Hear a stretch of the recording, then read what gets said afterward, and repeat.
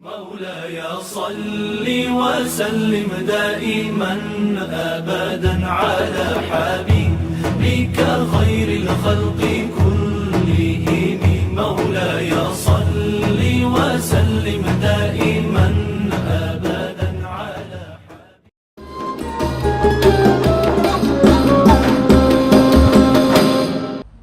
Assalamualaikum warahmatullahi wabarakatuh. Perkenalkan, saya Sofia Maulida dengan NIM 251011622030 dari jurusan Pendidikan Bahasa dan Sastra Indonesia. Di sini saya akan menceritakan sebuah kisah antara pemilik kambing dan pemilik kebun pada zaman kerajaan yang dipimpin oleh Nabi Daud alaihissalam. Kisah ini disebutkan di dalam Al-Quran Surah Al-Anbiya ayat 78 dan 79. Peristiwa ini terjadi pada masa pemerintahan Nabi Daud alaihissalam. Di dalam kisah ini diceritakan bahwa anak Nabi Daud yaitu Sulaiman membantu sang ayah dalam menyelesaikan persoalan antara pemilik kambing dan pemilik kebun. Nabi Daud diberi amanah untuk menggantikannya menjadi Raja Bani Israel. Allah Subhanahu wa Ta'ala mengangkat derajat beliau menjadi Nabi dan Rasul. Selain itu, Allah juga memberikan beberapa mukjizat kepada Nabi Daud. Di antaranya diturunkan kitab Zabur kepadanya. Beliau juga dapat melunakkan besi hanya dengan tangan kosong. Nabi Daud memiliki suara yang sangat merdu. Semua orang yang mendengarnya langsung jatuh hati kepadanya. Nabi Daud adalah seorang raja yang adil dan bijaksana. Semua rakyat hormat kepadanya. Jika ada persoalan yang tidak dapat diselesaikan oleh kaumnya, tidak jarang mereka menemui Nabi Daud agar diberikan solusi. Pada suatu malam, segerombolan kambing merusak kebun anggur milik seorang petani.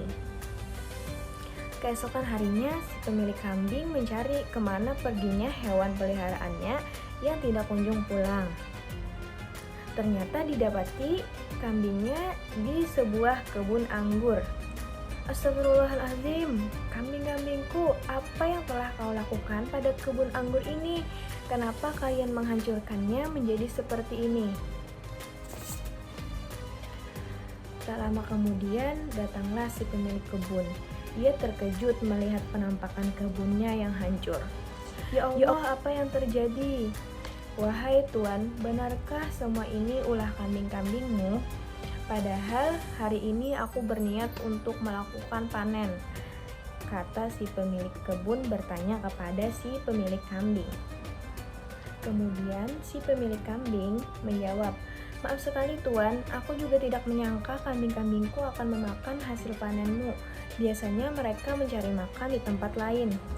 Si pemilik kambing merasa bersalah kepada pemilik kebun karena ulah kambing-kambingnya.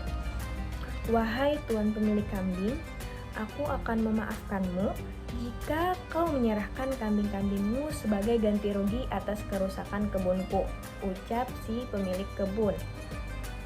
Kemudian, maaf Tuan, tapi kurasa ini sedikit tidak adil bagiku, kata si pemilik kambing. Kemudian, bagaimana jika kita meminta pendapat dari raja? Aku yakin beliau bisa berlaku adil dalam penyelesaian persoalan ini. Baiklah, aku setuju, ucap si pemilik kebun. Kemudian keduanya berangkat menuju istana. Nabi Daud tampak di sana dan Sulaiman sedang bercengkrama.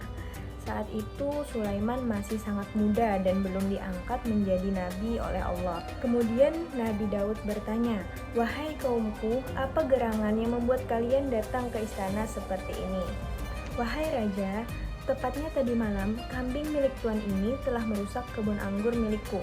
Tidak hanya itu, kambing milik tuan ini juga memakan buahnya. Akibatnya warga kami gagal panen hari ini. Kemudian Nabi Daud menjawab, benarkah yang dikatakan tuan milik kebun itu, wahai tuan pemilik kambing? Benar, wahai raja. Ini pertama kali terjadi. Biasanya kambing-kambing itu tidak pernah mencari makan di kebun orang. Kemudian si pemilik kebun berbicara lagi. Saya telah meminta ganti rugi kepada tuan ini, namun dia merasa keberatan. Akhirnya kami memutuskan untuk menemui Anda. Kami yakin Anda dapat berlaku adil dalam menyikapi persoalan ini, wahai raja. Nabi Daud mendengarkan penjelasan dari kedua orang ini dengan seksama. Begitu juga dengan Sulaiman yang menyimak percakapan mereka sedari tadi.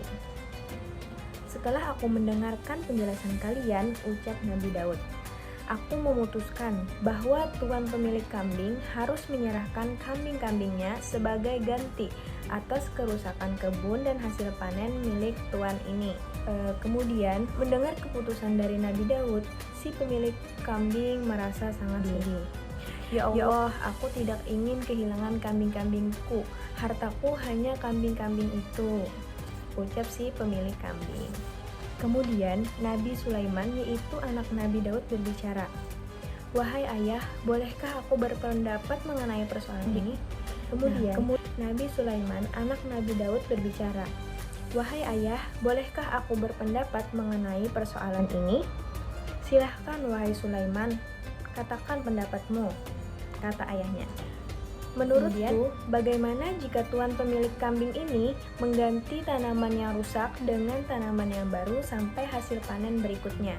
Jadi, kambing-kambing milik tuan ini hanya diserahkan sementara kepada pemilik kebun. Nah, sembari menunggu, tuan pemilik kebun diperbolehkan untuk mengambil manfaat dari kambing-kambing milik tuan ini, seperti susu dan bulunya. Semua orang mendengarkan penjelasan Sulaiman dengan cermat. Nabi Daud tersenyum melihat kebijaksanaan anaknya. Beliau pun setuju dengan usulan Sulaiman. Ya, aku setuju dengan usulan itu. Engkau sungguh cerdas dan bijaksana, wahai Sulaiman, ucap seorang saksi yang ada di dalam kerajaan itu.